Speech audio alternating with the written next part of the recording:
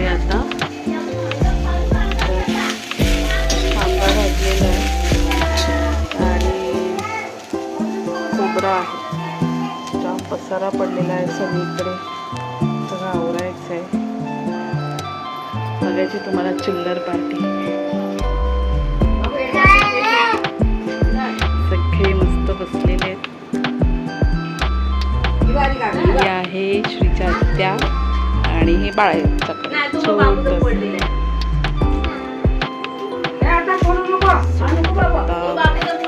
घरात सगळीकडे धमाल आहे. भातही झालाय माझा.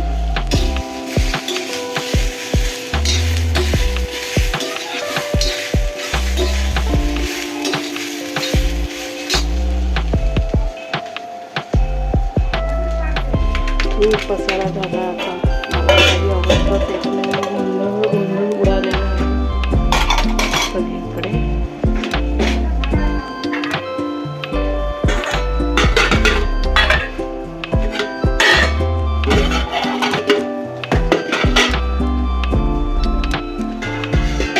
सगळं किचन माझं मॅच. हे बघा सगळं किचन माझं मॅच झालेलं आहे.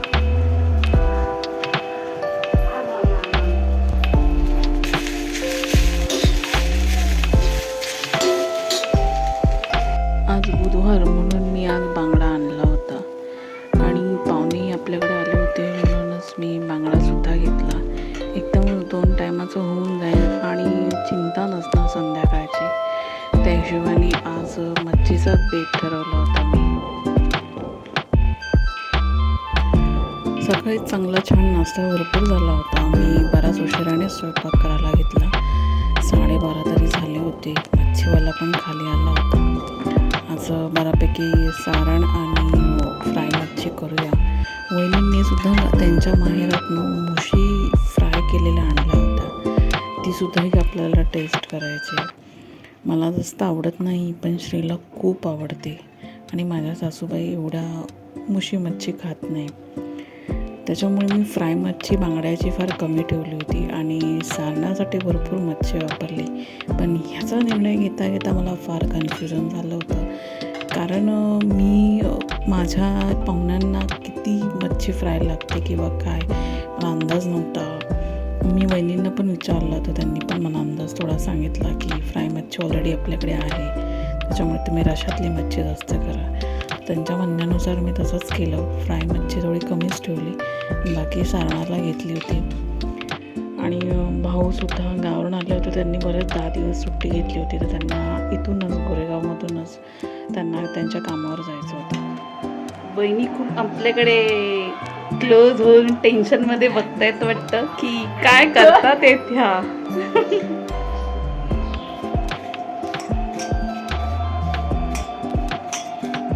त्या प्रॉपर कोकणातल्या आहेत आणि मी नगरची आहे. माझ्या पद्धतीत करते.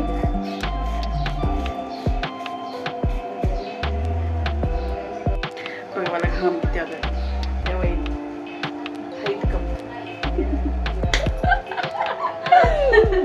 आम्ही दोघी बऱ्याच वेळा सोबत असतो आणि मस्त धमाल करतो. त्यांच्याकडे छोटे छोटे बच्चू आहेत, माझ्याकडे नाही येत अजून. ते आता खूप गड्यांचा बेस आहे आपल्याकडे.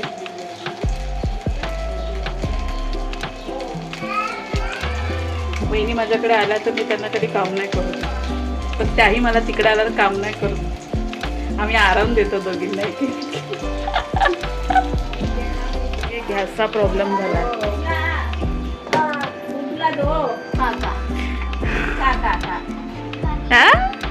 काय करते काकी, काय करते?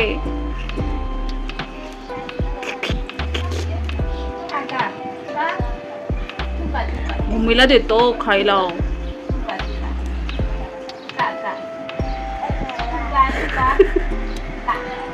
दुधूला देतो का मला खायला? तिथून दूध देतो. दीदी बघा आमची अंबाबाई काय करते. ए काय करते मग? येता अंगावरती क्लिप लाव. दुपारून खा ना, अजून थोड्या वेळाने खा. रेंगळते, झोप काढ जरा. ऐकत नाही तुझी बहीण. दे तिला धपाके दे.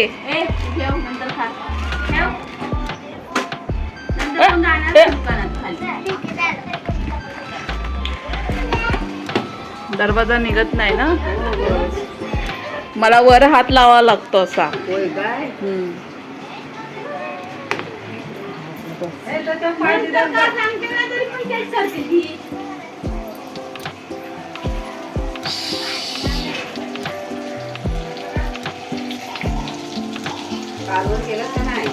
हे काय मसाला वाटलाय आता, जरा गार व्हायला ठेवलंय, मग काढून टाकते. आपल्याला मसाला वाटून घ्यायचा आहे.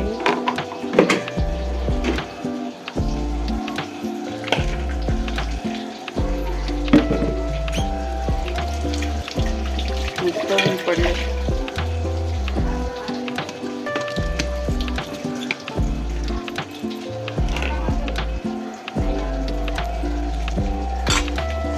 आता मसाला सगळा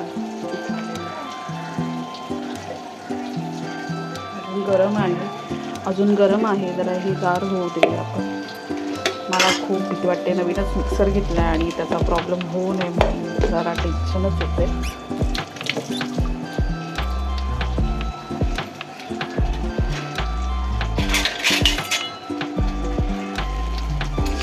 मच्छी पण पलटून घेऊया.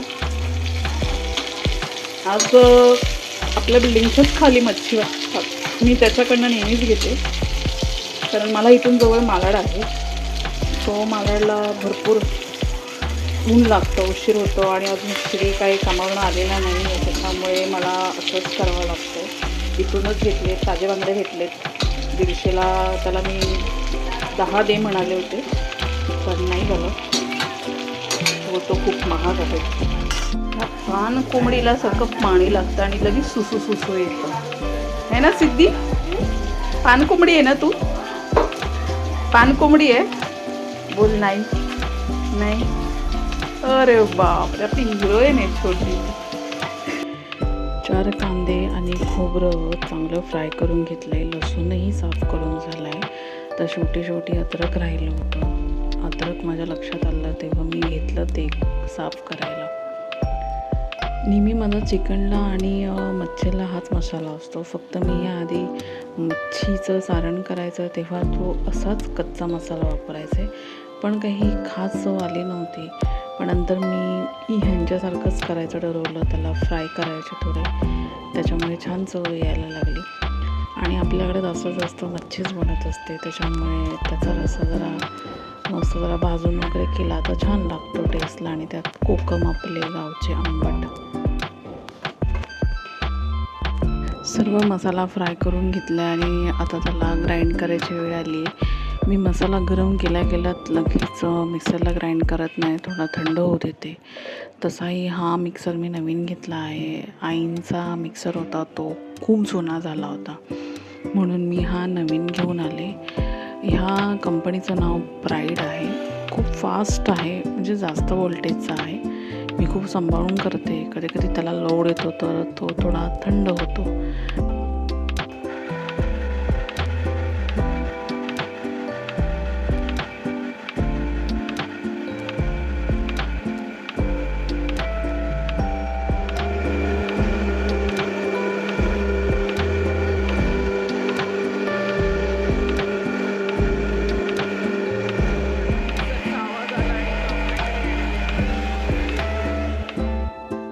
त्याला ऑलरेडी खाली बटन आहे, ते दाबल्यानंतर ते पुन्हा रिस्टार्ट होतो, पण थोडा थंड व्हावा लागतो. म्हणून मी दिलेल्या डायरेक्शनप्रमाणेच त्याला यूज करत राहते. मोस्टली नेहमी श्रीच असतो कधी पण मिक्सर ग्राइंड करायला मसाले. मी फार कमी हात लावत असते, पण आज तो घरी नाही आहे.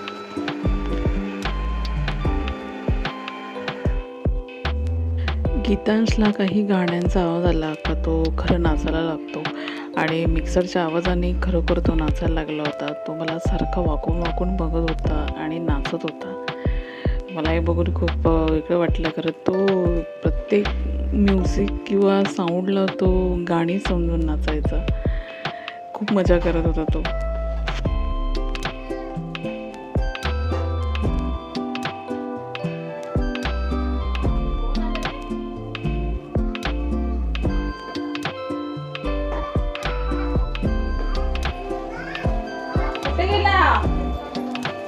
तो असाच हॉलमध्ये फिरत फिरत किचनमध्ये येऊन मला बघून जात होता आणि मस्ती करत होता.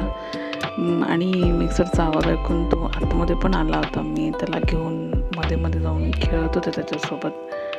मस्त हसत होता तो.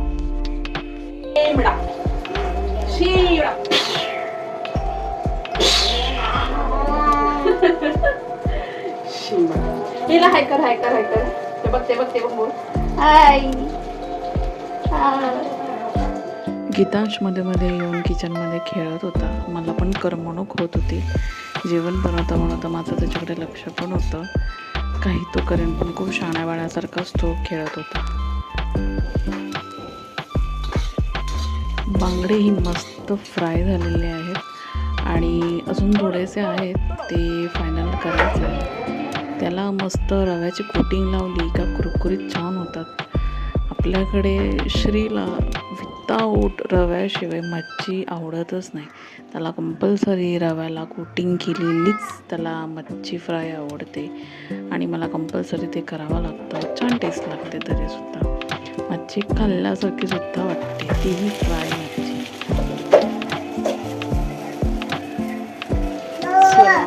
काय तू माझ्याशी बडबड करतोय? काय बोलायचंय? बोल ना. ढोल वाजवायचंय का? वाजव. जय देव जय देव जय देव जय देव. टाळ्या बाई टाळ्या कर. जय देव जय देव. तेल आता काढावं लागेल मला.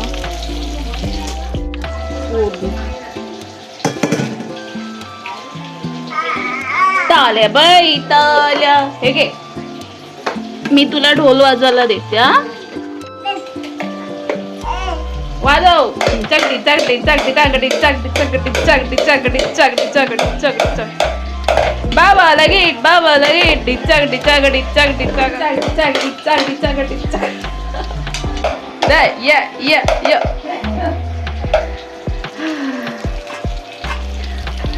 ह्या टोपामध्ये मी रस्सा करते आता.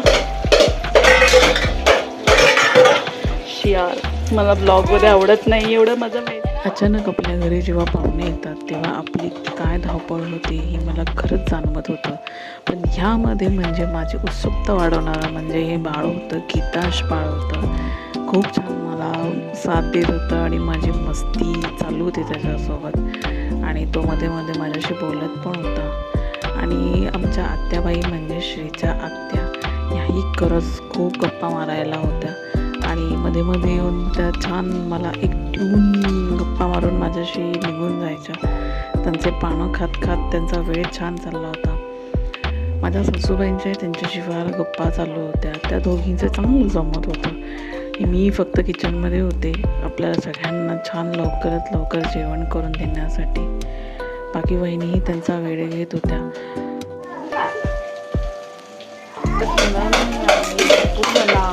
भरपूर जण आहोत आम्ही. एवढीशा हल्ल्या थोडं नाही, थोडंसं मोठ्या घ्यावं लागेल. मी हा टोप आता परत घासते कारण हा काही पुरणार नाही मला असं.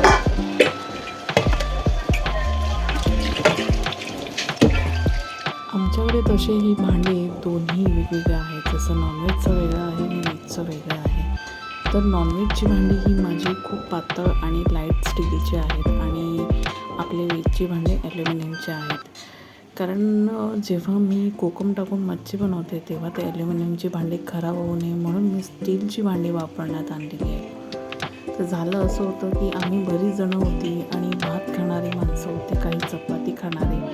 तर सारण पुरणार नव्हतं. त्यासाठी माझ्याकडे 2 एक्स्ट्रा टोपं होती जी मी बिर्याणीसाठी वापरायचे आणि जास्त माणसं वाटली का वापरायचे.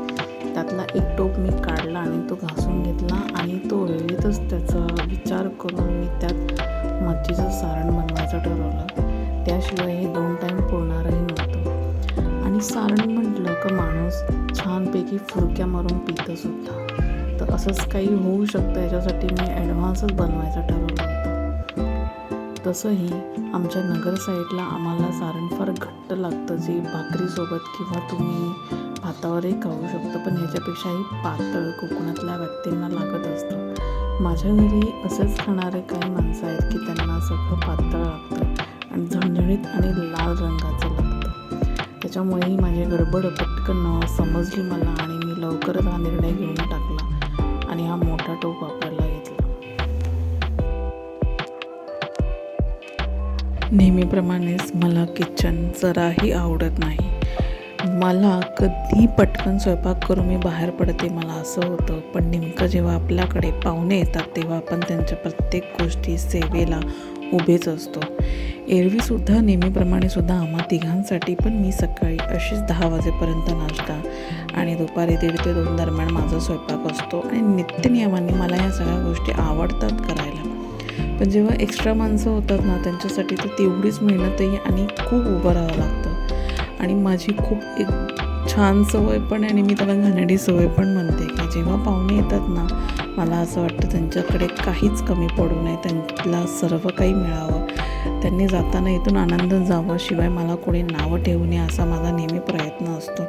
मी कधी कोणाला काही अडवत नाही, हॅपी राहायचा प्रयत्न करते आणि माझ्याकडून जेवढं जमेल तेवढं मी छान त्यांना देण्याचा प्रयत्न करते. एरवी आमच्याकडे जास्त पाहुणे येत नाही, पण जे येणारे असतात ते आम्हाला आनंद होतो, कारण कधीतरी येणारे पाहुणे खूप चांगले वाटतात, आपण खूप छान वेळही घालवतो त्यांच्यासोबत. आणि आज तसंच झालं होतं. रात्रीच आले होते त्याच्यामुळे त्यांना वेगळं मला स्वयंपाक करावा लागला आणि परत सकाळी उठून पण. आणि माझा हा दिवस अख्खा किचनमध्येच चालू होता आणि ती लगबग चालू होती सगळं वेळेत करायची, पण ते इम्पॉसिबल झालं, सगळं मागं पुढेच चालू होतं. आणि मेन माझ्याकडे घरातलं गव्हाचं पीठच संपलं होतं आणि आत्यांना गव्हाचं पिठाच्या चपात्या लागत होत्या. मी रेडीमेड बाहेरून मागवलं आणि त्याच्या चपात्या करायचं ठरवलं आणि वहिनींनी मला तसं सांगितलं की आत्ता चपात्यांशिवाय जेवण त्यांना जात नाही, त्याच्यामुळे हे मला मॅनेज करावं लागलं होतं. पण ह्या सगळ्या गोष्टींमध्ये ना मी श्रीला खूप मिस करत होते. माझ्यासाठी तो खूप एनर्जेटिक माझा पोल आहे, माझी गोळी आहे, ती माझं मेंटल हेल्थ आहे ते. त्याच्याशिवाय माझा खरंच दिवस जात नाही आणि नेमका तो घरी नव्हता. त्याचं काम कदाचित गीतांश बाळ करत होतं, पण शेवटी माझ्यासाठी माझा फ्रेंड आणि माझा हजबंड म्हणजे श्री होता आणि तो नेमका जागेवर नव्हता. खरंच मी खूप बोर होत होते आणि रेस्टलेट होत होते, मला खूप थकवा येत होता आणि मी कधी या किचनमधून बाहेर पडते आणि मोकळ्या हवेत राहते मला असं सतत वाटत होतं.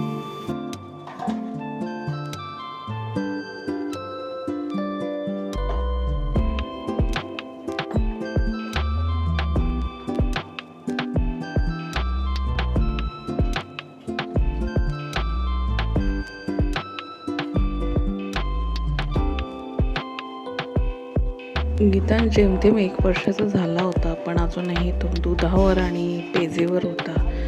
वहिनींचं दिवसातून 2-3 वेळा तरी त्याला पेज 1-2 वेळा तरी त्याची पेज चालू होती आणि मुलांना ह्या वयामध्ये पेज आणि दुधाची गरजच असते. त्याच्यामुळे वहिनी त्या पेजेची त्याची काळजी घेत होत्या आणि त्याला खाऊ घालत होत्या. त्याही मध्ये येऊन माझ्याशी गप्पा मारत होत्या. पण शेवटी एकटीवर बाहेर पडतो तेव्हा तो जरा वेगळाच हे केला जातो. पण मीही ठरवलं की वहिनींना आपण मदती घेण्यापेक्षा आपण एकटीने पटकन आवरलेलं बरं, कारण माझं सवय खूप बेकार झाली आहे की मला एकटीला स्वयंपाक करायची सवय पडली आहे, म्हणून कोणी नसलं तर खूप बेस्ट आहे असं मला वाटतं. कारण मी गप्पा मारण्यात गेले का मला असं वाटतं मी काहीतरी वेगळं करून बसेन. कधी मी साखरेऐवजी मीठही टाकायला जाऊ शकते जेवणात, असं सुद्धा माझ्याकडनं घडलेलं आहे. म्हणून मोस्टली मला जेवण बनवताना मी सायलेंटली शांतपणे केलेलं मला बरं वाटतं. त्याच्यामुळे मी वहिनींनाही फार किचनमधल्या काही गोष्टींसाठी मदत करण्यासाठी अवॉइड करते. कदाचित माहीत नाही त्यांना काय वाटत असेल, पण आपण त्याही थोड्या लांबच राहतात आणि आरामात असतात. त्याच्यामुळे मला काही एवढं वाटत नाही आणि हा लोड फार कमी प्रमाणात माझ्यावर येत असतो. त्याच्यामुळे त्याचा फार मोठा फरक पडत नाही. पण नेमकं काहीतरी वेगळी गोष्ट घडली होती माझ्यासोबत, जेणेकरून मी खूप दमले होते, वैतागले होते. आणि ती गोष्ट म्हणजे आधीच 2 दिवसच मला आराम करून झाला होता. 2 दिवसाआधी माझं एक्झिबिशन होतं, आणि 2 दिवस ते असल्यामुळे मी खूप दमले होते. खूप माझे पाय सुजले होते आणि ते सगळं मॅनेज करून माझं सगळं घरी काम चालू होतं. फक्त 2 दिवस आराम करायला भेटले होते आणि पायावरचे सुजे उतरले होते आणि आपल्याकडे सगळे पाहुणे आले होते. आणि त्यात नेमकं अजून माझी मेडिकल कंडिशन कशी झाली होती की आज जसं बुधवार आहे तसं मंगळवारी नेमकं वाटतं एका कुशीवर झोपत असताना माझ्या जरा बळगड्यांवरती प्रेशर आलं आणि तिथे भरपूर सूज आली. ह्याची जाणीव मला काल आणि आजही येत होती, पण ती इतकी मोठी नसावी असं मला वाटलं होतं. पण मला खूप पेन होत होतं. अक्षरशः मला खोकताना पण दुखत होतं. अरे काय झालं? नाडी नुमडी पाणी बातू कावा बातू.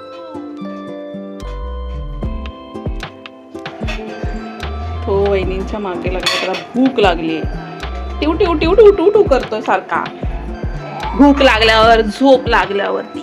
अरे बापरे गणप्या, मी दमले रे गणप्या. गणप्या तुझं नाव गणपत ठेवूया का? गणप्या पिंट्या. पिंट्या बोला, पिंट्या पिंट्या. काय त्याचं नाव? प्रफुल्ल ठेवलंय ना वहिनी? हा अच्छा गीतांश. गीतांश ए गीतांश, बघितलं नाही ओळखत तो. काय त्याला बोलतात तुम्ही तरी? मांजर आली, मांजर आली, मांजर आली, मांजर.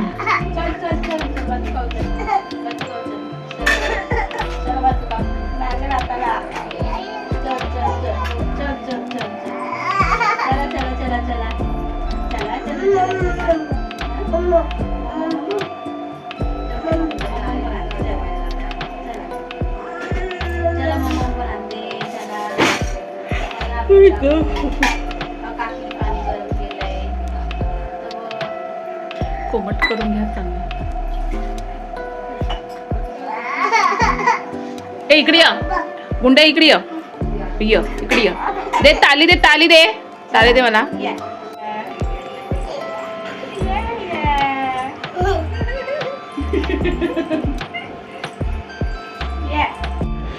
फायनली बरं आहे, गावात असंच मुलांना रोज द्यायचं. मुंबईत घाण वाटते ना सोडायला. बांगडा फ्राय, मुशी सुद्धा गरम केलेली आहे, चपात्या सुद्धा झालेल्या आहेत आणि मस्तपैकी भात पण. आणि एक सोनू भाऊ सुद्धा सकाळी खाऊन निघाले, तेही 1:30-2 वाजताच निघाले. त्यांची एक चिंता म्हटली, आता आम्हीच राहिलो आहोत जेवायचं. श्री अजूनही तरी निघालेला नाही. तो संध्याकाळी निघेल मला वाटतं कदाचित. आज दुपारी तो आराम करेल आणि तो बदलापूरला थांबलेला आहे. आता आमचं जेवण झालेलं आहे. आता आम्ही थोड्या वेळातच जेवायला बसू. तोपर्यंत मी थोडी हवा खाते आणि हा छोटा बाळ सुद्धा पेज वगैरे खाऊन मोकळा होईल.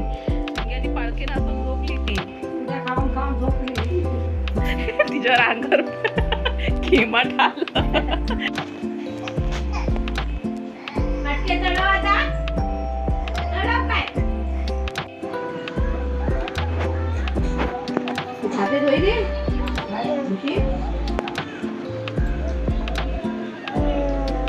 मी नाही दिसत.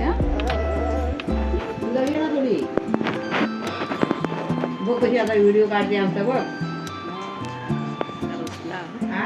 आम्ही सगळे जेवायला बसलो. दाखव याला.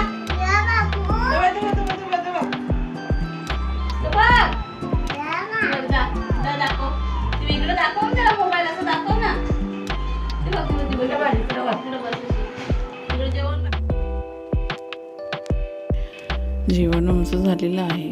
फुल किचनवर राडा झालेला आहे भांड्यांचा. बघून अंगावरती काटा आला. दुपारच्या आता 3:30 झालेलं आहे. बऱ्याचपैकी पाणी टाकीचं कमी झालं आहे. आमच्याकडे 500 लिटरची टाकी आहे. आम्हा तिघांनाही नाही पुरत. मी खूप पाणी सांभाळून वापरते आणि श्रीचा तर विचारच नाही आहे. तो त्याच्याही पेक्षा पाणी कमी वापरतो. आमच्या घरामध्ये पाणी फक्त आईंना जास्त लागतं. त्या खूप स्वच्छता जपत असतात आणि आज नेमकं आमच्याकडे अजून त्यातलीच काही माणसं आहेत, त्याच्यामुळे पाणी अजूनच कमी झालेलं आहे. आणि पाण्याचा वापर भरपूर असल्यामुळे पाणी खूप संपून जाते आणि आपल्याकडे वॉश बेसिनलाही तेच पाणी आहे जे भांडी घासण्यासाठी असतं, त्याच्यामुळे भरपूर पाणी गेलेलं आहे माझं. इवन नेहमी माझ्याकडे जेव्हा हंडासुद्धा पिण्यासाठी आम्हा तिघांना एक दिवस इनफ होऊन दुसऱ्या दिवशीसुद्धा उरतं, ते सुद्धा पाणी कमी झालं होतं. एवढ्या प्रमाणात ते वापरले गेले आणि पिलं गेलेले. आत्याबाई आमच्या गरम पाणी पितात आणि त्यांना सतत गरम, त्याच नाही मुलंसुद्धा आणि वहिनीसुद्धा आणि भाऊ नव्हते पित, पण त्यांना सगळ्यांना लागत होतं. त्याच्यामुळे पाण्याची कमतरता खूप झाली होती. आणि नेमक्या माझ्या सासूबाई आल्या होत्या किचनमध्ये, तर त्यांनी पाहिलं हा भांड्यांचा घोळका, त्याही खूप चक्कर खाऊन गेल्या. बोलल्या एवढे भांडे, आता आपण कसं बोलणार या गोष्टी, म्हणून मी काही बोलले नाही, पण त्या शांतपणे निघून गेल्या. आणि त्यांना मी सांगितलं की तुम्ही जाऊन वॉचमॅनला सांगा करून पाणी सोडा, इमर्जन्सीमध्ये खूप गरज आहे. कारण आत्ताच दुपारचे 3:30 वाजले होते, तर पाणी एवढं कमी झालं आहे, अगदी वॉश बेसिनच्या याला पण पाणी इतकं कमी राहिलं आहे की भांडेच मी घासू शकत नाही. पण मी थोडं पाण्यामध्ये भांडे मॅनेज करू शकत होते. इव्हन माझ्याकडे हंड्यामध्ये पण पाणी उरलं नव्हतं.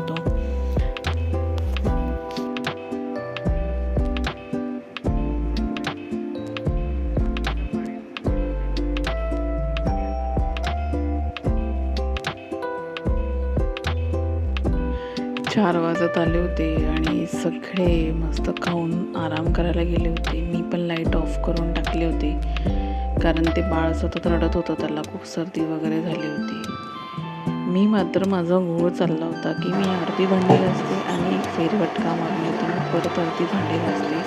कारण माझ्या किचनची हाईट खूप लहान आहे आणि मी हायटेड आहे, त्याच्यामुळे इतका कंबरला पेन होतं जेव्हा हे जास्तीचे भांडी असतात. इतर वेळी 2-3 भांडी माझ्याकडे पटकन घासली जातात, पण हा भांडी आवरायचं म्हटलं की खूप वेळ लागतो आणि कंबर अक्षरशः मला वाकून भांडी घासावी लागते. जेव्हा माझ्याकडे सण वगैरे येतं ना, खूप जीवावर येतं भांडी घासायला, कारण उभं राहावं लागतं तुम्हाला आणि तुम्ही पटकन हे काम आवरू नाही शकत, तुम्हाला कंटिन्युअसली खाली वाकावं लागतं, खूप फटका लागतो. बरं, ही भांडी घासल्यानंतर त्यांना लावणं, ते स्वच्छ करून त्यातलं पाणी गाळून घेणं आणि मग ते लावणं, मी शक्यता लवकर लावत नाही, पण किचन भरपूर सकाळपासून मेसी झालं होतं आणि मला ते बघवत नव्हतं. मी त्यातच शूट करायला घेतला होता व्लॉग, मला माहीत नाही, खूप अवघडल्यावानी होत होतं, म्हणून आज आपण क्लिअर करू, माझ्या डोळ्यांना जरा बरं वाटेल म्हणून मी ते सगळं क्लिअर करत होते आणि माझी जी लगबग चालू होती. मोस्टली नेहमी दुपारची भांडी जेव्हा मी घासत असते, ते घासून झाल्यावर श्री नेहमी मला भांडी लावून देत असतो. मध्ये मध्ये येऊन त्याची छोटी मोठी मला हेल्प नेहमी असते. आज तो नाही आहे, त्याची कमतरता खूप असते मला. आणि मेन हा ब्लॉग शूट करताना माझ्या आईची खूप आठवण आहे. तिच्याकडे तेव्हा एवढीच पाहुणे यायची आणि मी लहान होतो. मी लहान असल्यामुळे मी जास्त भांडी घासू शकत नव्हती. अगदी ती मला चहाची 2-3 भांडी देत होती, पण ती एकटी हे सगळं आवरत होती. तेव्हा तर गॅसही नव्हता, तेव्हा आमच्याकडे फक्त विष्टो होता आणि एक विष्टोवरती ती हे सगळं स्वयंपाक करत होती. मला आज त्याची जाणीव होते की का आईला एवढा वेळ लागायचा. नेमकं सुट्टीच्या दिवशीसुद्धा आम्ही 5 जणं असायचो, भाऊ, मी, माझी छोटी बहीण आणि आई आणि पप्पा. जेव्हा ते व्हेज नॉनव्हेजच्या गोष्टी काढायच्या, तेव्हा ते स्वयंपाक करता करता अक्षरशः 4-3 वाजायचं. आम्ही जेवायचो 4ला. संध्याकाळी बिलकुल जेवू नाही वाटायचं, पण मला आज त्याचं कारण कळतं आहे की ते का व्हायचं. आणि मला खरंच याचं वाईट वाटतं की आईला तेव्हा मला एवढी मदत करता येत नव्हतं. तेव्हा आम्हाला राग यायचा की आई एवढा उशीर का लावते. असं वाटायचं सकाळीच पप्पाने आणून द्यावं आणि ते सगळं लवकर आवरावं. पण त्याचा मला अर्थ कळाला की एक व्यक्ती किचनमधलं सगळं इतकं कसं काय आवरू शकते. आणणं, बाजार भरणं, परत ते बनवणं, साफ करणं, शिजवणं, त्याची तयारी आणि खूप काही असतं त्याच्या गोष्टी. आणि ते आज तेव्हा ती एकटी करत होती आणि जेव्हा हे माझ्या वाट्याला आलं तेव्हा मला खरंच त्याची खूप जाणीव झाली. तशी मला कामं करायची खूप सवय आहे, माझ्यासाठी काही वेगळी गोष्ट नाही आहे, मला याची हॅबिट पण आहे. पण सध्या माझं लग्न झाल्यापासून आम्ही नेहमी 3घंच इथे राहतो. आमच्याकडे पाहुण्यांचं येणं जाणं फार कमी. आल्यानंतर इतकं माझ्याकडून तरी मी सगळं करत असते, पण एकेकाळी हे सगळं नकोसं वाटत असतं.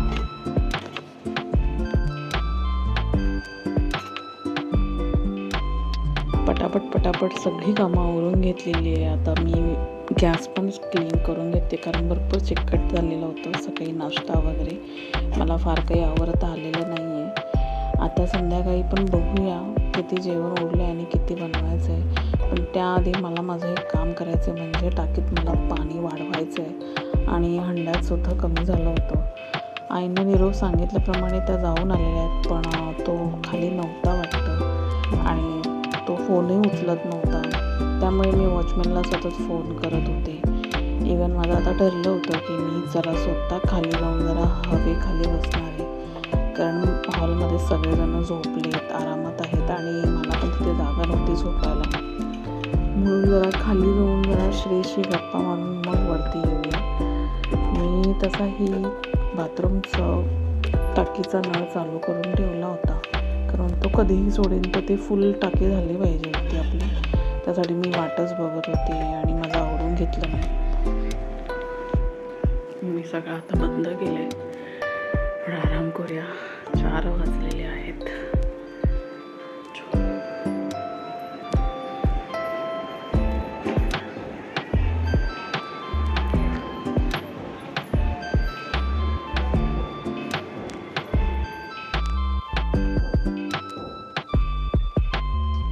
नुकतेच खाली गेले आणि वॉचमॅनचा फोन लागला आणि त्याने रिसिव्ह केला. मी धावत वरती आले. त्यांनी मला सांगितलं की तो टाकीचा नळ चालू करून ठेव, मी पाणी सोडतो माझ्या सोयीनं. आणि मी बावटासारखे येऊन बसले वरती. एक पिण्याचं पाणी त्याला 5 मिनटासाठी सोडायला सांगितलं होतं आणि भरून झालेले माझं पाणी, पण मला काही आराम भेटलेला नाही आहे. संध्याकाळी मी केला मच्छीचं तवण करत आहे, तर संध्याकाळी चवळा केला.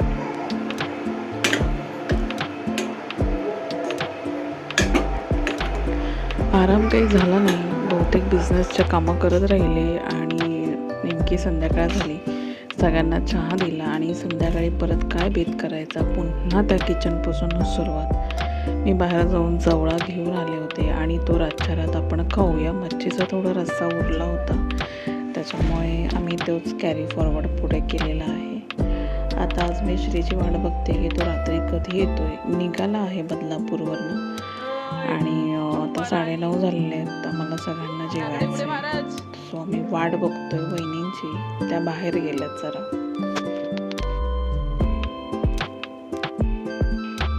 आत्यांची विचारपूस जास्त चालली होती की पप्पू कधी येतोय, म्हणून मी त्यांना व्हिडिओ कॉल लावला आणि फायनली मी त्यांचा चेहरा बघून समाधानी झाले आणि आम्ही जेवणही घेतलं. वहिनी पण आल्या. मी त्याचं शूट नाही केलं, कारण बाळ खूप रडत होतं आणि ब्लॉगिंग होऊ शकत नव्हती, म्हणून मी त्याचं काही शूट नाही केलं. पुन्हा एकदा परत किचन आवरलेलं आहे, सगळं साफ झालेलं आहे आणि मी थोडे निवांत झालेले आहे. घर पूर्ण पुसून घेते, कारण किचनच पुसून घेते. हॉल माझा झालेला आहे पुसून. किचनचं थोडं चिकट झालेलं आहे. सगळे किचनमध्ये ये जा करतात आणि ते बाळ पण येत राहतं, त्याच्यामुळे मी ते सगळं क्लीन केलं. सगळी कामं झालेली आहे आणि बराच उशीर झाला आहे. 11:30 बघायचं. गुढीपाडवा सुद्धा आलेला आहे. 2-4 झालेली. श्री अजूनही आलेली नाही, आता माहीत नाही कधी येणार. सो आपलं आता किचन मस्त की चक्काचक झालेलं आहे.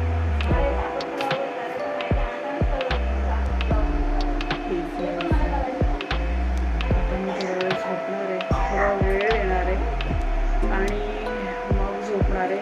तरी पण उशीरच झालेला आहे. खूप मला बराच मी ब्लॉग शूट नाही केला, कारण स्ट्रीम मी थकले होते आणि मध्येच आम्ही चहा वगैरे घेतला. संध्याकाळी 6:30ला उठलो. आरामात रेंगाळत वगैरे लहान बाबूसोबत खेळून होता आणि माझे काही फोन्स कॉल चालू होते, तर आपल्या बिझनेस रिलेटेडच. आणि काही पार्सल वगैरे होते, ते पार्सल पोचलेत की नाही ह्याचं जरा ट्रॅकिंग करायचं होतं. कस्टमरच्या समोरून फोनही येत होते, त्यामुळे मी 1-1.5 तास तरी फोनवर होते आणि काही एक्झिबिशनच्या विषयी माझ्या मैत्रिणी मला कॉलही करत होत्या. तर तर त्यात माझा वेळ गेला. थोडा वेळ जरा कंबर टाकली, आराम केला. तर त्यामुळे मी काही शूट नाही करू शकले. सो ही माझी जर्नी छोटीशी मी तुम्हाला दाखवली, म्हणजे काय उद्योग चालतो. सो तुम्हाला कसा व्लॉग वाटला मला नक्की कमेंट करून शेअर करू शकता. माझी छोटीशी जर्नी मी कॅमेरामध्ये शूट केली, तुम्ही बघा, एन्जॉय करा. तुम्हाला काय काय वाटतं त्याविषयी मला नक्की सांगा. सो आता सगळ्यांना गुड नाईट आणि सबस्क्राईब करायला विसरू नका. लाईक आणि शेअर नक्की करा. टाटा.